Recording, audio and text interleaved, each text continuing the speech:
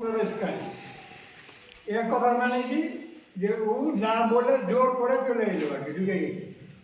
তার জন্য ও অনুপ্রবেশকারী। মানে হিন্দুরা আসলে ওনাকে থাকতে দিবে আর মুসলমানরা আসলে ওনাকে থাকতে দিবে না। এই যে বিষয়। এখন পাশাপাশি আরো একটা যেটা বিষয় হচ্ছে, আমাদের সরকার এখন আছে, আমরাও দীর্ঘদিন এখানে সরকার পরিচালনা করেছি। তখনও কিছু মানুষ এসেছে, তার আগেও এসেছিল কংগ্রেসের জমানায়। তখন পশ্চিমবাংলায় প্রায় 30% লোক আছে, সেটা হচ্ছে পূর্ববঙ্গের লোক। আমাদের পশ্চিমবাংলায় এখন 30% লোক হচ্ছে পূর্ববঙ্গে,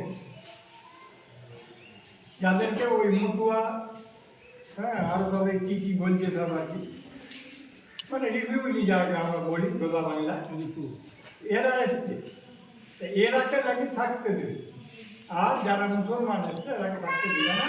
এটা হচ্ছে আমাদের ভারত সরকারের ঘোষিত নীতি। এরা শরণার্থী হয়ে এসছে, মুসলমানরা অনুপ্রবেশকারী হয়ে এসছে।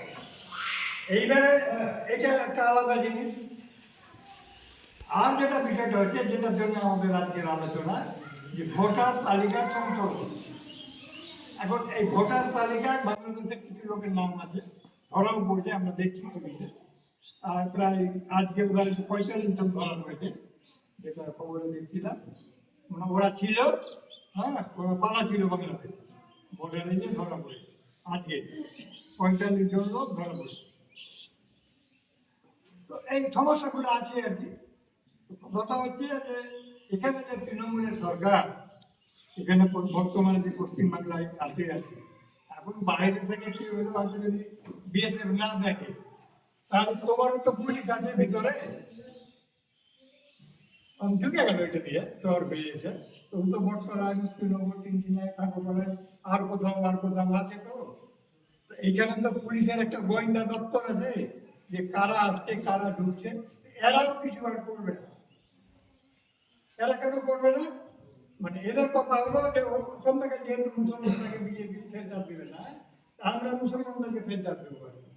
হ্যাঁ, তাহলে কি হবে যে আগামীতে যখন ওই ভোট হবে, পঞ্চায়েত থেকে আরম্ভ করে বিধানসভা, লোকসভা, এগুলাতে আমরা ওদেরকে ব্যবহার করবো।